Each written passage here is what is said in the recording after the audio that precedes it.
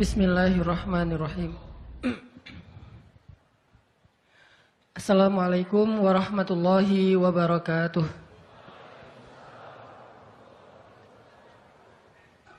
Alhamdulillahi alladzi hadana li hadza wa ma kunna linahtadiya laula an hadanallah. Asyhadu an la ilaha illallah wahdahu la syarikalah wa asyhadu anna Muhammadan abduhu wa rasuluh la nabiyya ba'dah. Radina billahi rabba wa bi Muhammadin nabiyya wa bil islami dina.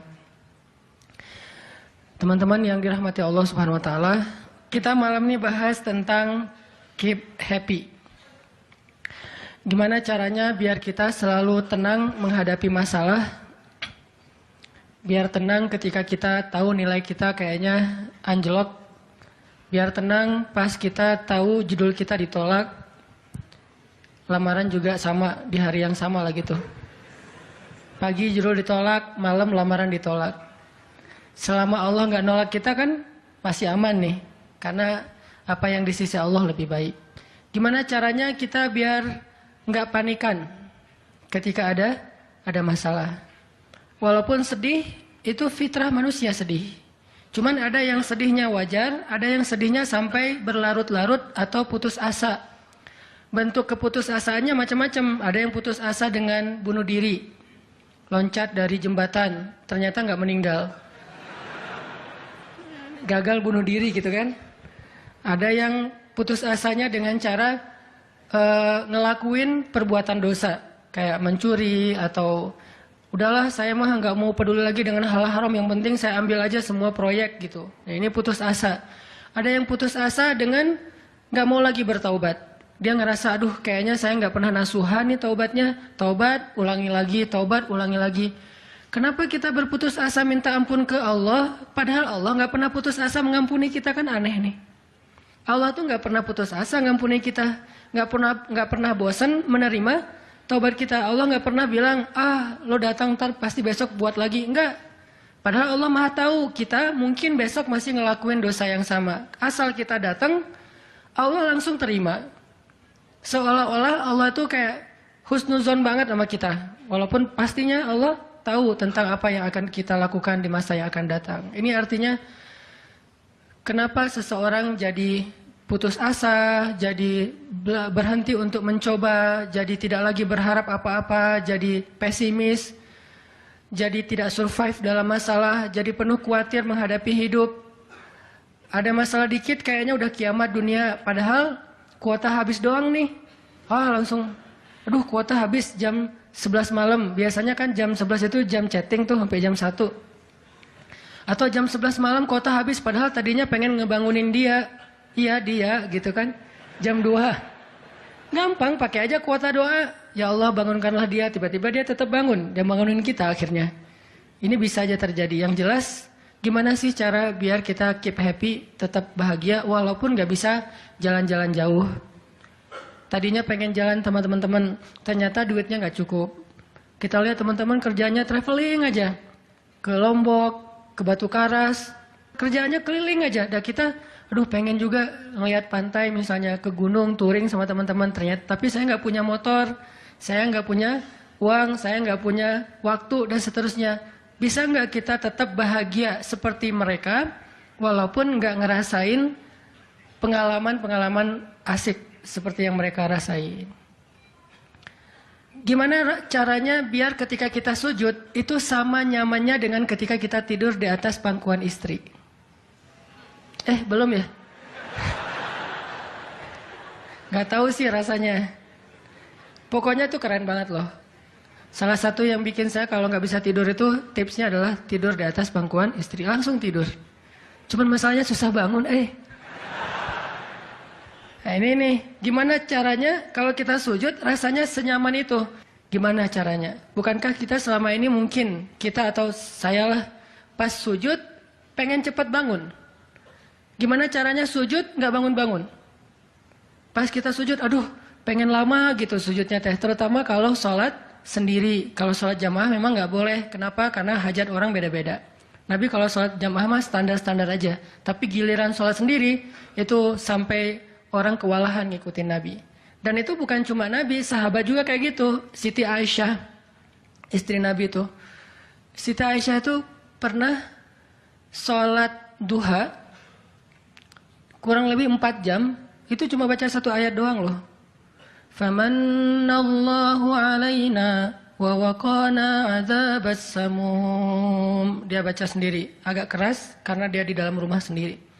Lewat seorang sahabat, lewatin rumah Aisyah mau ke pasar, mendengar, oh Aisyah lagi sholat. Famannallahu alaina wa waqana adzabas samum. Nangis. Akhirnya sahabat ini pergi ke pasar. Dia belanja segala macam, balik lewat lagi rumah Aisyah. Setelah kurang lebih 2 jam.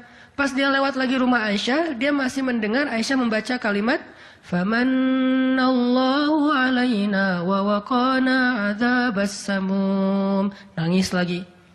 Jadi 1 rakaat dengan 1 ayat itu bisa 2 jam, 3 jam yang dilakukan oleh para sahabat. Kenapa kok betah banget? Sama kayak kita betah banget nonton film, betah banget dengerin musik kesukaan kita, diulang-ulang lagu yang sama kan ya.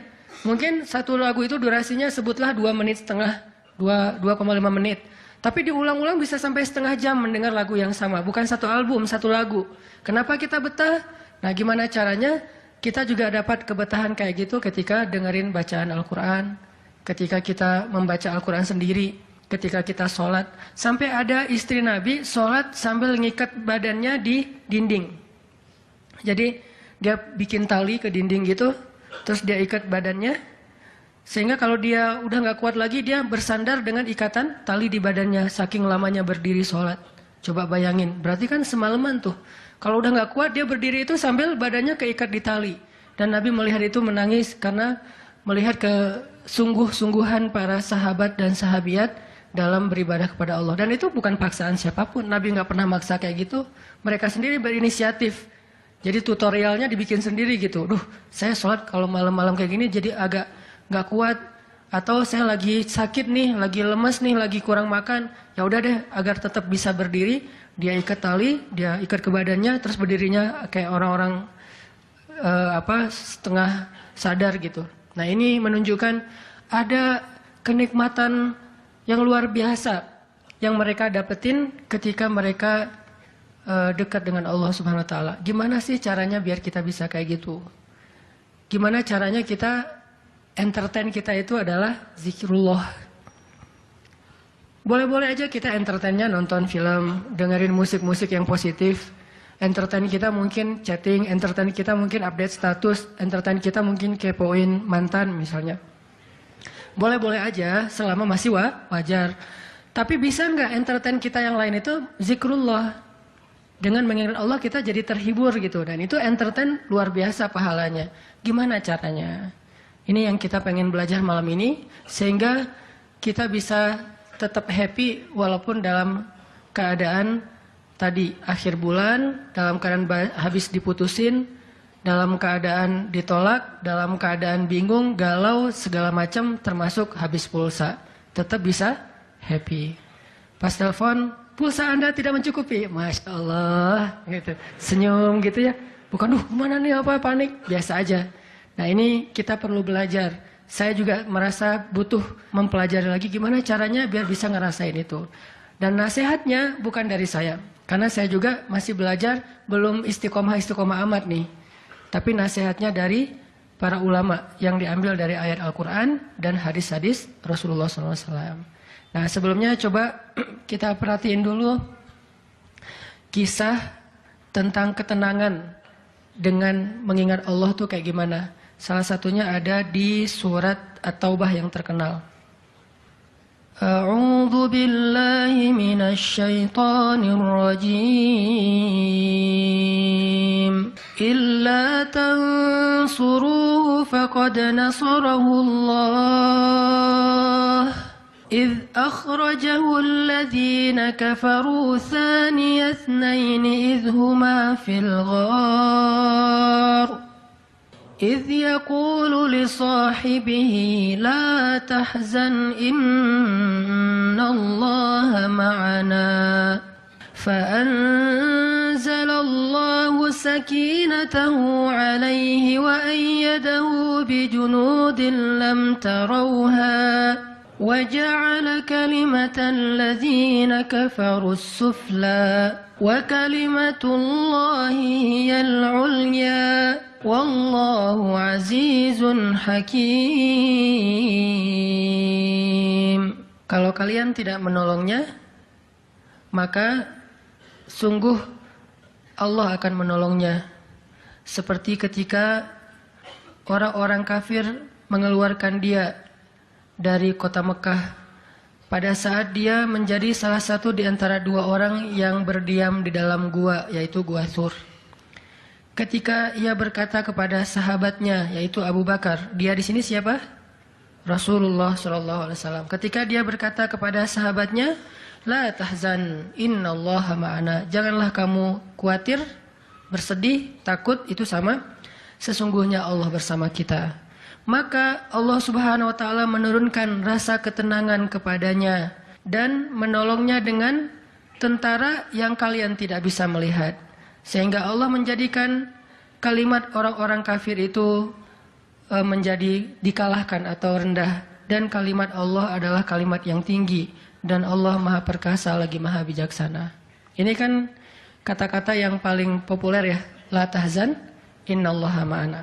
Tips pertama kalau kita pengen bisa lebih tetap tenang, happy ketika kita dalam tekanan adalah kita tuh memang harus punya sahabat yang selalu mengingatkan kita kepada Allah Subhanahu wa taala. Sahabat yang mengingatkan kita kepada Allah. Ini yang terjadi kepada Abu Bakar As-Siddiq. Sekelas Abu Bakar yang imannya sampai ke derajat Siddiq, bukan cuma mukmin loh, Siddiqun. Kan ada mukmin, ada muttaqin, ada siddiqin. Ini udah derajatnya Siddiq. Arti Siddiq itu udah nggak ada lagi keraguan di hatinya. Udah nggak ada lagi masalah sedikit pun. Ketika orang-orang ragu, Abu Bakar tetap yakin. Salah satu kasusnya pas Nabi pulang Isra Mi'raj. Nabi bilang bahwa saya baru pulang dari Palestina dan baru naik ke langit semalam. Diberitakan ini kepada orang-orang kafir Quraisy, tapi orang-orang kafir Quraisy nggak percaya. Lalu ketika para sahabat-sahabat lain mendengar, mereka kayak ragu-ragu gitu, bener nggak ya, bener nggak ya? Lalu ketika ditanya kepada Abu Bakar, ya Abu Bakar, lihat tuh teman kamu makin gila aja. Emangnya kenapa, kata Abu Bakar? Dia ngaku-ngaku baru pulang dari dari Palestina. Dia ngaku-ngaku baru pulang dari langit. Katanya Isra dan Mi'raj semalaman, dalam waktu 1 malam. Lalu Abu Bakar bertanya, siapa yang bicara kayak gitu? Dia atau kalian? Kata mereka, Muhammad yang ngomong kayak gitu langsung kepada kami. Kata Abu Bakar, kalau Muhammad yang ngomong kayak gitu, maka benar. Dia nggak mau tanya gimana caranya, berapa lama waktunya, kapan, siapa yang membawa dia. Nggak nanya apapun. Kalau Muhammad yang ngomong, maka itu benar. Ini artinya siddiq. Nggak banyak tanya, percaya banget. Kalau ayatnya kayak gitu, udah cukup. Kalau hadisnya kayak gitu, udah cukup. Kalau kata ulama kayak gitu, saya ikut. Nggak ada, kenapa kayak gini dan seterusnya, nggak. Ini menunjukkan Abu Bakar itu orang yang sangat luar biasa imannya. Tapi, dia tetap manusia. Gimana pun imannya udah kuat, mantap, siddiq, ketika ada masalah, sifat dasar manusia itu keluar lagi, yaitu khauf, rasa khawatir, takut. Dan yang luar biasa, khawatir dan takutnya Abu Bakar itu bukan untuk keselamatan diri beliau. Abu Bakar itu khawatir terhadap keselamatan Rasulullah SAW. Jadi bukan keselamatan Abu Bakar. Kalau kita mungkin khawatir terhadap keselamatan diri sendiri nih. Kalau Abu Bakar derajatnya khawatir terhadap, gimana ya Rasul, kalau mereka ngelihat ke bawah, ke kakinya, pasti kita akan ketahuan. Karena mereka sembunyi di sebuah lubang, nggak gua sih, kecil, lubang di bukit Jabal Thur. Dan orang-orang kafir Quraisy sudah datang ke lubang itu, berdiri tepat di pintu gua. Kalau mereka ngelihat ke bawah, udah ketahuan tuh, kelihatan Rasulullah sama Abu Bakar. Sehingga Abu Bakar berkata, ya Rasulullah, kalau mereka ngelihat kita sedikit aja ke bawah kaki mereka, mereka akan menemukan kita. Gimana ini ya Rasul? Saya khawatir terhadap keselamatanmu. Apa kata Nabi? Ya Abu Bakar, ma dhannuka bithnain, Allahu salisuhuma. Wahai Abu Bakar, kenapa kamu pikir kita cuma berdua? Allah yang ketiga di antara kita. Baru la tahzan innallaha ma'ana. Jangan khawatir, Allah bersama kita. Kata-kata ini kalau diucapkan oleh orang solih pada waktu yang tepat ketika kita ngalamin satu masalah besar, itu akan luar biasa memberikan efek ketenangan buat kita. Tapi waktu yang tepat. Kalau normal-normal aja kayaknya agak kurang ngaruh nih. Makanya kata-kata kayak gini itu timingnya tuh harus pas. Dan yang mengatakan orang yang memang punya aura kesolehan yang luar biasa. Sekelas Rasulullah kurang apa? Itulah sebabnya kenapa kita harus punya banyak. Atau setidaknya kita punya seorang sahabat, seorang teman yang solih, yang sering mengingatkan kita. Minimal istri. Kenapa? Karena kalau kita galau dalam urusan kerjaan, nanti pas kita pulang ke rumah, yang akan bilang la tahzan innallaha ma'ana adalah pasangan kita.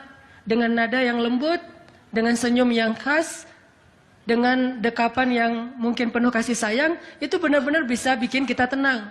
Gak tahu tenang karena kata-katanya atau dekapannya nih, enggak. Saya juga bingung. Dua-duanya kali ya. Dia bilang la tahzan ya azizi. Panggilan buat suami bahasa Arabnya yang lembut tuh azizi.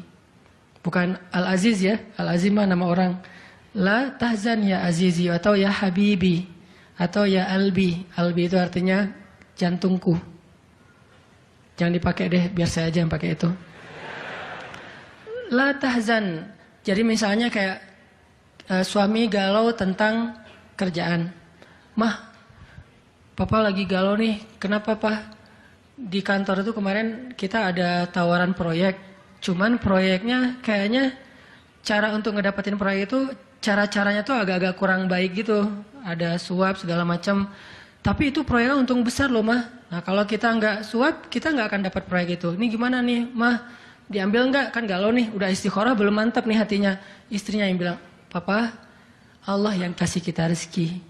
Kalau Papa ninggalin sesuatu karena Allah, Allah akan ganti dengan yang lebih baik. Pasti dari booster ya, Mah. Nyontek gitu ya. Nah, kalau dia ngomong kayak gitu kan jadi mantep nih. Kayak saya juga pernah ngerasain lagi kayak sedih gitu, lagi galau karena satu urusan. Istri mengatakan, udah serahin aja sama Allah. Kan jadi mantap kan hatinya. Hal-hal yang kayak gini nih. Kalau belum punya pasangan, temen. Sehingga Nabi mengatakan, Al-mar'u ala dini khalilih. Seseorang itu bergantung loh kepada tingkat kesolehan temannya. Kalau temannya soleh, insya Allah dia akan terjaga oleh teman itu ketika dinasihati, diingatkan. Saya aja ngerasa banget yang kayak gitu.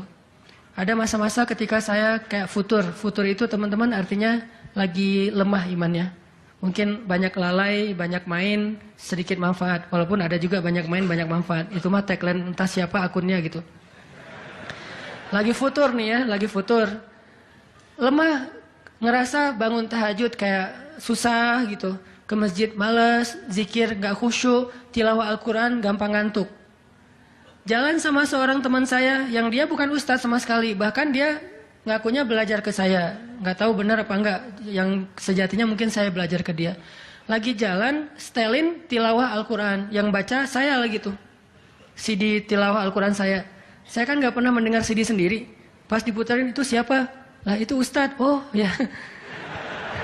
Baca surat Al-Mulk. Tabarakalladzi biyadihil mulku wa huwa ala kulli syai'in qadir. Pas sampai di ayat-ayat tentang Jahannam, tentang neraka, tentang apa? Walaqad zayyana as-samaa'a ad-dunya bimasabih dan seterusnya, dia nangis.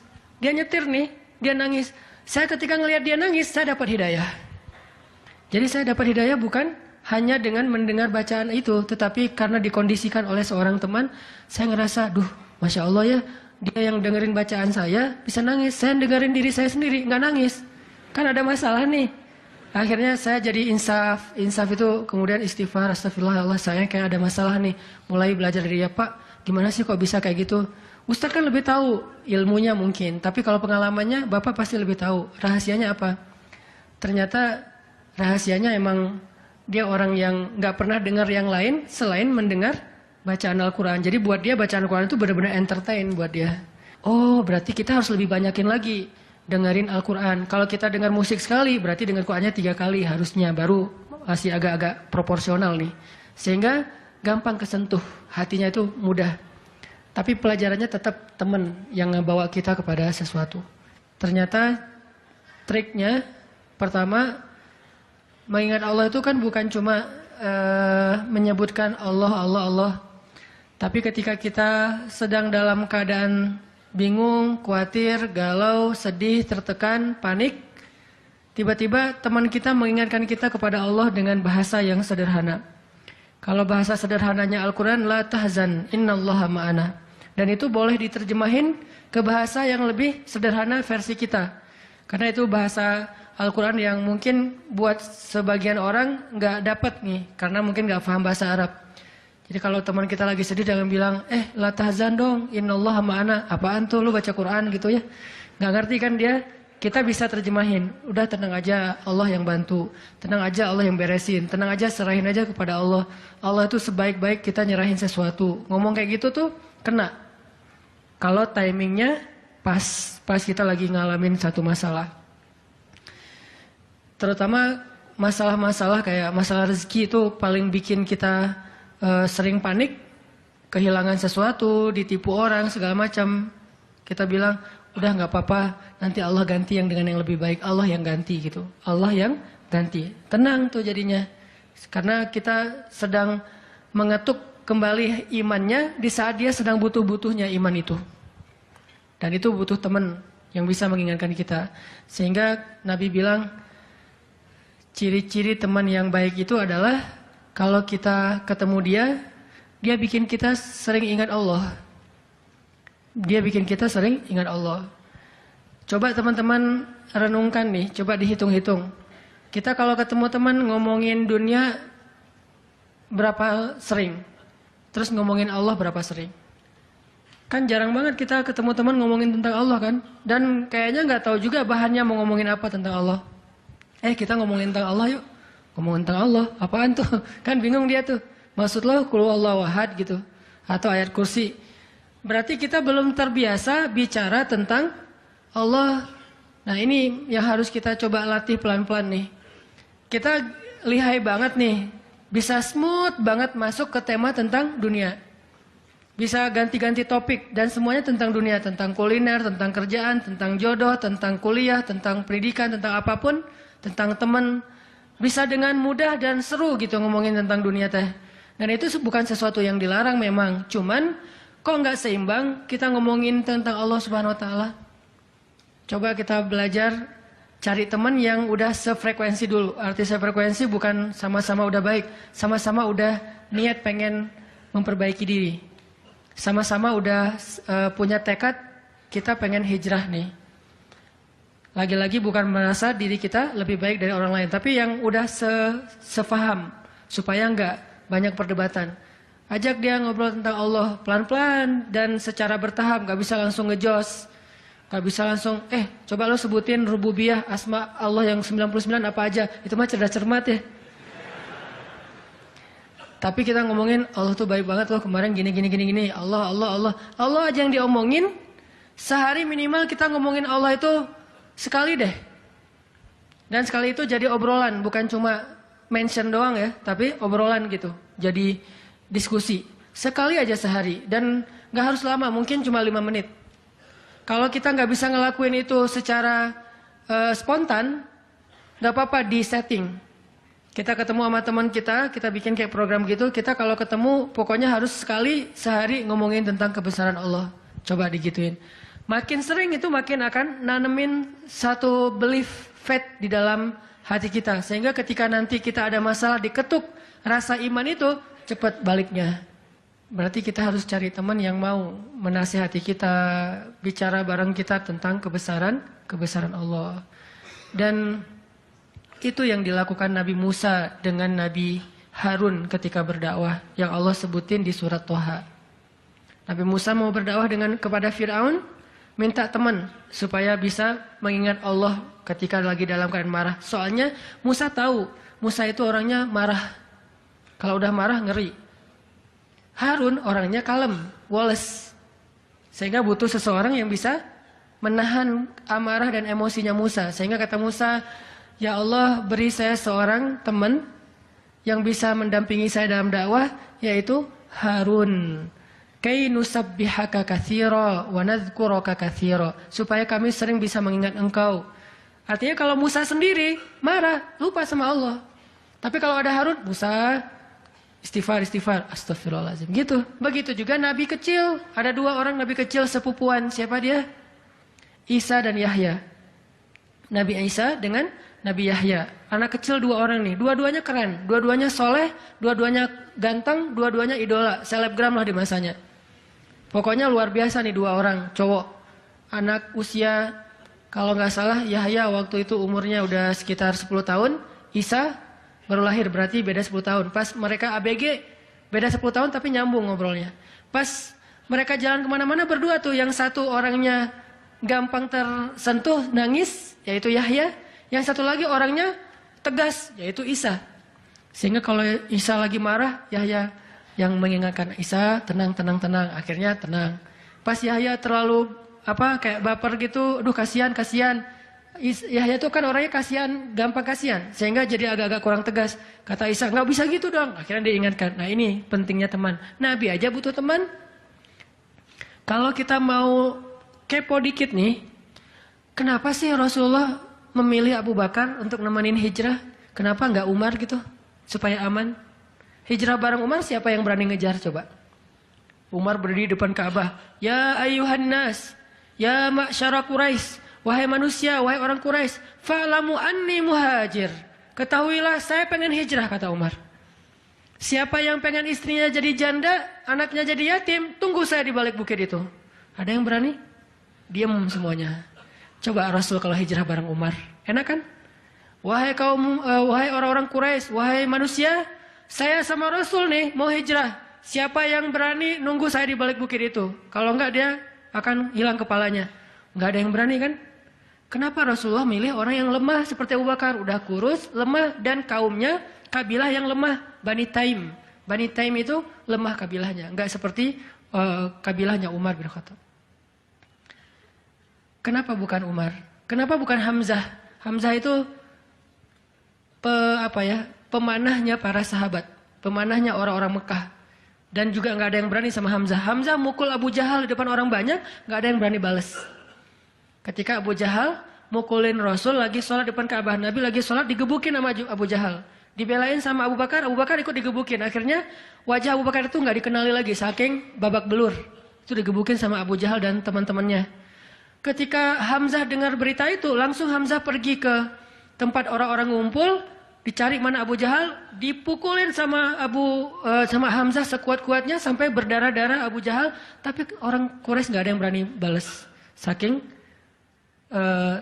terpandangnya Hamzah. Kenapa nggak dengan Hamzah, pamannya sendiri? Atau kenapa nggak dengan Utsman gitu, yang kaya raya, yang bisa memberikan fasilitas VIP untuk Rasulullah, naik mobilnya Alphard, gitu, nyaman hijrah. Kenapa Abu Bakar yang udah jatuh miskin, fisiknya lemah, kabilahnya tidak dipandang? Kenapa? Karena Abu Bakar itu yang paling solih di antara semua sahabat. Jadi pilihannya kesolihan, bukan kekuatan fisik. Kenapa? Kesolihan itu bisa menutupi kekuatan fisik yang kurang. Kenapa? Allah yang maha kuat. Kesolihan bisa menutupi kurangnya harta, Allah yang maha kaya. Kesolihan bisa menutupi kekurangan dari dukungan kabilah. Allah lebih banyak lagi dukungan dari langit dan bumi. Yang dicari oleh Rasulullah itu adalah teman yang soleh. Ya Abu Bakar, temani saya hijrah. Siap ya Rasulullah. Hasilnya apa? Dikejar-kejar sama orang Quraisy karena mereka nggak takut dengan Abu Bakar. Tapi ketika mereka mau ketemu dengan Rasulullah dan Abu Bakar di dalam gua, Allah palingkan wajah mereka dari melihat ke bawah kaki mereka. Allah punya banyak cara. Ada ulama yang bilang bukan cuma dipalingkan, tapi tiba-tiba merpati bikin sarang di situ laba-laba, walaupun ada perdebatan di antara ulama ini hadisnya sahih atau enggak. Yang jelas, yang pasti nih, Allah melindungi mereka dengan banyak cara sehingga nggak bisa ditangkap. Allah yang bertindak, jadi butuh teman yang soleh. Walaupun nanti kenyataannya teman yang soleh ini malah ditenangkan oleh Rasulullah, bukan Rasulullah ditenangkan oleh dia gitu. Kan nyari teman yang soleh biar bisa menenangkan nih. Ternyata pas ada masalah, Rasul gimana? La tahzan, innallaha ma'ana, tenang, udah beres. Bisa nggak kita coba latihan ini? Kalau kita berteman dengan seseorang, niat kita pengen saling mengingatkan. Wa tawasau bil haq, yaitu mengingatkan tentang Allah. Wa tawasau bis shawab, Itu kayak gitu tuh ayatnya. Pertama hak dulu, kedua sabar. Kalau nasihatnya udah benar, insya Allah sabar. Jadi kalau kita pengen menasihati teman kita atau dinasihati oleh teman kita supaya lebih kuat, bisa tough, bisa survive dalam masalah, minta dia menasihati kita al-haq. Dan siapa al-haq?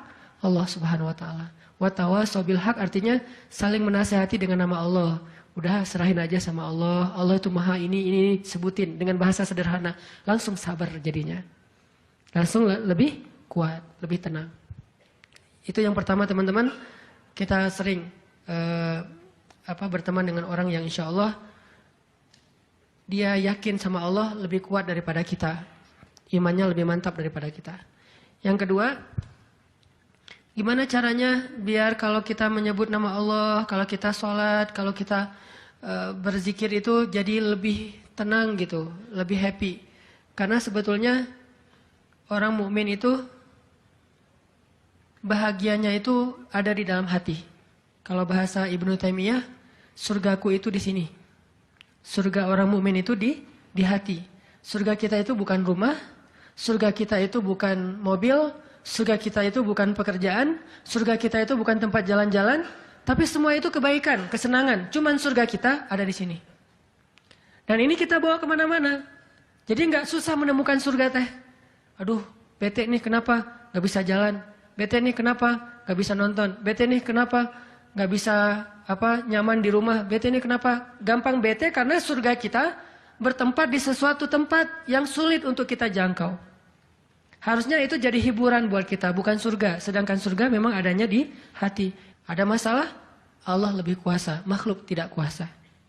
Ada masalah, kita bilang, Allah maha besar, masalah saya kecil dibandingkan Allah. Kalau dibandingkan kita, mungkin kita lebih kecil daripada masalah. Tapi dibandingkan Allah kita, Allah lebih besar. Allahu Akbar. Kita belajar Allah yang maha memelihara. Kita kan dipelihara Allah, terus ngapain kita khawatir? Kalau gitu nggak usah ikhtiar, Ustaz. Ikhtiar, tapi jangan libatkan hati. Ikhtiar itu pakai tangan, pakai kaki, pakai tenaga fisik. Hati nggak perlu berikhtiar. Hati itu bertawakal. Fisik kita berikhtiar, hati kita bertawakal. Jangan sampai hati kita ikut ikhtiar, ini bahaya nih. Kalau hati kita ikut ikhtiar, berarti kita lebih percaya kepada makhluk daripada Allah. Nanti akan mentok, kalau udah mentok putus asa, itu penyebabnya. Gara-gara hatinya baper dengan ikhtiar. Ketika jalan-jalan ikhtiar itu tertutup, hati kita jadi give up. Nyerah aja deh. Sedangkan kalau hati kita nggak ikhtiar, dia cuma tawakal. Jalan tertutup, dia masih bilang, Allah maha kuasa. Ala kulli syai'in qadir. Segala sesuatu Allah maha bisa. Nggak mungkin nggak bisa. Tetap. Makanya jangan ikhtiar pakai hati. Ikhtiar pakai tenaga. Hati tawakal babnya. Sehingga tawakal itu amal hati. Ikhtiar itu amal fisik. Kan dalam Islam itu ada amal batin, ada amal zahir ya. Amal batin hati, amal zahir fisik kita. Ikhtiar amal zahir, jangan dicampur dengan amal batin. Coba teman-teman buka deh surat Hud, surat 11. Kalau ragu tentang rezeki baca nih ayat nih. Surat 11, surat Hud ayat 6. Wa ma min dabbatin fil ardi illa 'ala Allahi rizquha wa ya'lamu mustaqarraha wa mustawda'aha kullun fi kitabim mubin. Tidak ada satu hewan melata pun di muka bumi kecuali Allah menjamin rezekinya. Ini amalan hati nih. Ini ayat untuk menguatkan hati kita, bukan menguatkan fisik. Tapi biasanya hati kalau udah kuat, fisik kebawa. Kan kata Nabi kalau hatinya baik, yang lain ikut baik. Kalau hatinya buruk, yang lain ikut buruk. Jadi kalau hatinya udah give up, pasti fisiknya jadi lemah. Kalau hatinya tough dan masih punya belief ke Allah, masih punya harapan, maka fisiknya juga akan kuat. Wa ma min dabbatin fil ardi illa 'ala Allahi rizquha wa ya'lamu mustaqarraha wa mustawda'aha. Allah tahu di mana rezeki kita disimpan. Allah tahu kemana kita akan membelanjakan rezeki itu. Semuanya tertulis di dalam kitab yang jelas. Allah yang tahu. Allah yang menjamin. Nggak ada yang nggak dijamin rezekinya. Makanya saya pernah cerita tuh dulu di mall sebelah. Saya sama istri habis kajian di sini atau sebelum kajian di sini sebelum maghrib sempat mau belanja dulu, belanja di supermarketnya di bawah, lantai bawah. Dari lobi kita mau ke bawah itu cari eskalator kan ya, belok kanan cari eskalator. Ternyata salah ngambil jalan. Kita habis belok kanan langsung belok kiri. Harusnya kalau belok kanan lagi sekali lagi langsung eskalator turun tuh. Pas karena kita belok kiri, akhirnya kita muter. Gara-gara muter, ngelewatlah sebuah stand baju kaos yang lagi diskon. Wih, diskon 50%. Akhirnya saya sama istri masuk. Ternyata lucu-lucu juga buat anak gitu. Alhamdulillah akhirnya kita beli 2 helai. Baru setelah itu kita jalan lagi, cuma beberapa meter, masuk eskalator turun. Siapa yang telah menggerakkan kaki saya sampai salah jalan? Sehingga saya harus muter. Dan akhirnya masuk ke stand itu. Alallahi rizquha. Allah yang menjamin rezeki. Kayak gitu cara Allah menskenariokan. Kalau saya ngambil jalan kanan, mungkin saya nggak akan masuk ke toko itu. Berhubung saya ngambil jalan kiri, akhirnya muter, masuklah ke toko itu. Allah punya banyak cara. Kenapa kita khawatir dengan stand orang lain yang mungkin lebih dekat ke pintu, lebih dekat kepada stage yang di tengah kalau bikin event segala macam. Kenapa? Kita udah ikhtiar, dapatnya cuma ini. Kayak lagi ada event, kayak festival gitu, kayak ada bazar, kita punya banyak stand. Stand kuliner kita paling pojok, dekat toilet. Stand kuliner teman-teman kita tuh paling depan. Dan di situ stage banyak acara tausiah segala macam. Oh, kayaknya di situ lebih laku. Belum tentu juga. Bisa jadi pada waktu itu banyak orang yang sakit perut atau apa akhirnya ya lewat. Aduh, ini kayak seru juga nih di sini nih, makan di sini. Gak usah jauh-jauh sambil nunggu makan. Allah yang punya cara. Saya kan pernah cerita kesasar sampai ke Cirebon. Kenapa kesasar? Ada suatu hari Minggu kayak lagu. Satu hari Minggu. Ada satu hari Minggu nih. Bingung kita pengen keluar sama keluarga, sama anak-anak. Kita keluar yuk. Saya bilang ke anak-anak, hayu kata anak-anak. Kemana? Ke Kota Baru aja. Di situ kan ada jam matahari tuh. Kita lihat jam matahari. Hayu naik mobil masuk tol nih. Pas sudah masuk tol Paster, berubah pikiran. Terlalu dekat nggak berasa liburan ya. Ya, terus mau kemana? Ke Jakarta aja yuk, ke Ancol. Ada pantainya. Oh, ayo ke Dufan. Jalan akhirnya nggak jadi belok pada larang, lurus. Niatnya ke Ancol. Sebelum Cikampek berubah lagi pikiran. Ancol mah pantainya gitu-gitu aja ya, udah pernah ya. Terus gimana dong? Cari pantai baru deh yang di daerah Indramayu, Cirebon gitu. Siapa tahu ada yang lebih bagus yang masih virgin. Boleh, keluarlah Cikampek. Waktu itu belum ada tol Cipali ya. Keluar Cikampek, akhirnya nyisir Subang, Indramayu, nggak dapat pantai yang kita nyaman nih. Berhenti sebentar, nggak nyaman ini banyak sampah. Akhirnya jalan lagi sampai dari pagi keluar asar makan empal gentong di Cirebon. Siapa yang mendatangkan saya ke warung empal gentong itu? Pas kita masuk, orangnya bahagia banget gitu. Kelihatan kalau dari pagi itu belum ada yang datang, belum ada pelanggan, sepi warungnya. Karena tempat parkirnya agak nyaman, langsung parkir di situ, makan empal gentong dan ternyata enak, kita bungkus. Orangnya tuh alhamdulillah nih datang dari pagi belum ada yang datang, senang gitu. Dan saya bilang, Pak, tahu nggak saya dari mana? Dari mana? Dari Bandung. Mau kemana emang? Nggak kemana-mana. Muter. Jadi kita cuman dari Bandung cuma pengen makan empal gentong di Cirebon ujung-ujungnya. Pulang sampai ke Bandung jam 10 malam, macet lagi tuh di Sumedang karena ada perbaikan jalan. Cuma pengen makan empal gentong, ngasih rezeki ke orang di Cirebon, kayak gitu banget tuh caranya tuh, coba lihat cara Allah. Oh, yakin nih sama Allah. Allah bisa banget ngedatangin. Kalau ini terjadi kepada orang lain, berarti kalau saya cari rezeki bisa juga caranya kayak gitu. Allah kan punya banyak cara. Cuman kadang-kadang atau seringnya kita nggak tahu cara itu, tahu hasilnya doang nih. Tiba-tiba dapat. Sesederhana itu kita berpikir, akhirnya sesederhana itulah syukur kita ke Allah.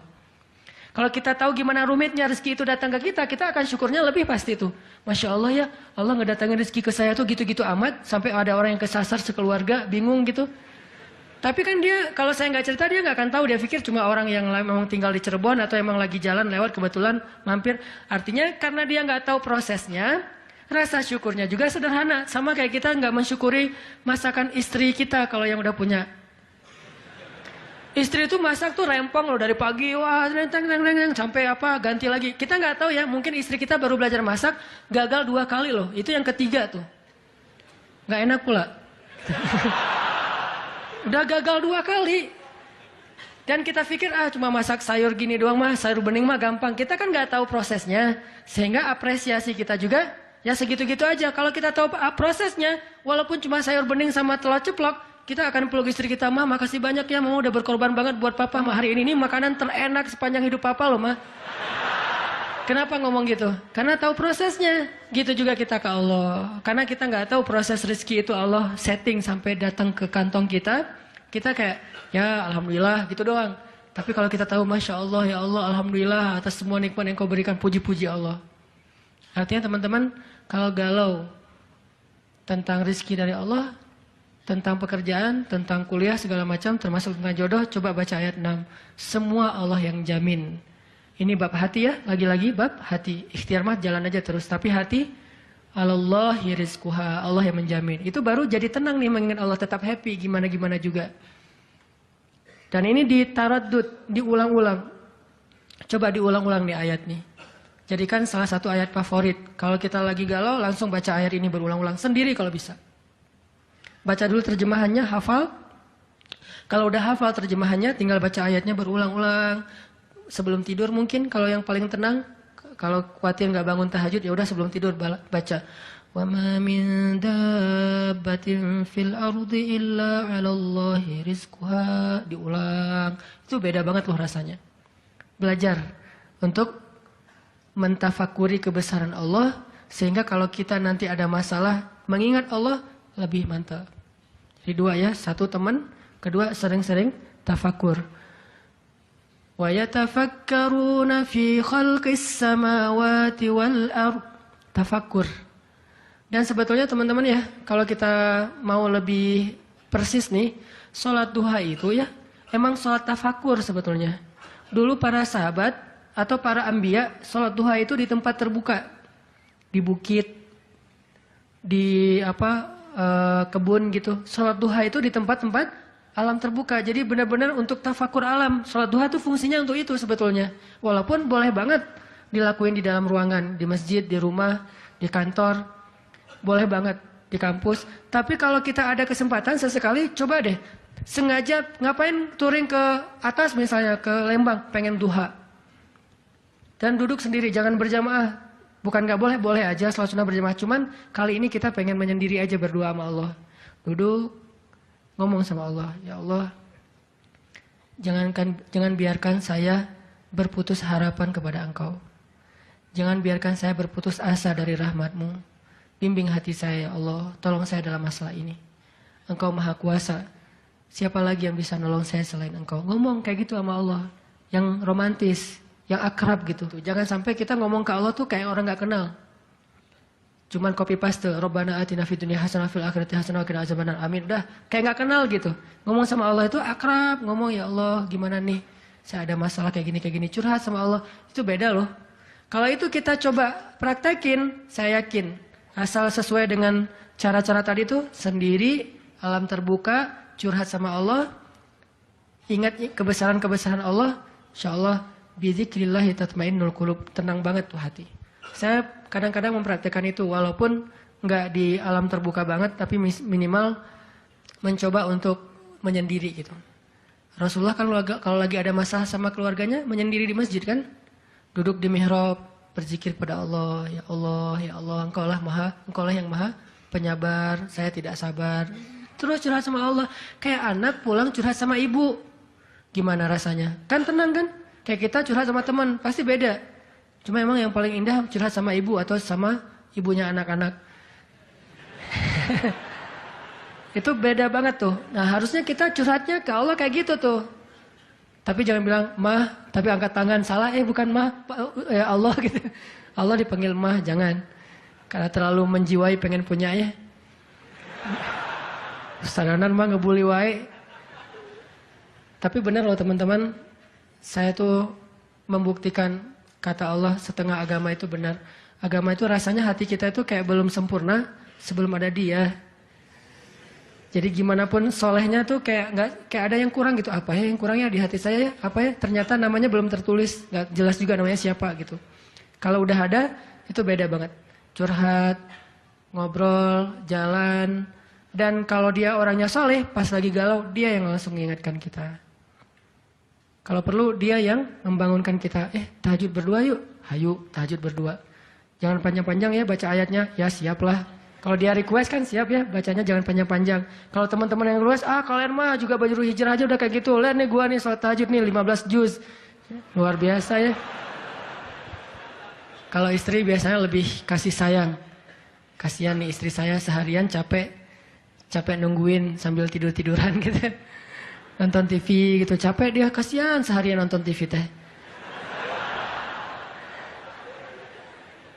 Itu teman-teman, mudah-mudahan kita bisa ngambil 2 trik tadi, cara biar lebih tenang, happy. Kalau mengingat Allah, 1, memang butuh teman yang mengingatkan kita, bukan kita ingat sendiri. Yang kedua, banyak-banyak membaca, mentafakuri, mikirin tentang Allah itu emang maha kuasa. Salah satu materinya surat Hud ayat 6 tadi tuh. Makin kita yakin sama Allah, begitu kita ingat Allah, itu makin lebih ngaruh ke hati kita. Tapi kalau kita nyebut nama Allah nggak yakin, cuma insya Allah, ya Allah, subhanallah, masya Allah, nggak ngaruh, cuman zikir doang, cuman lisan, tapi tidak sampai ke hati.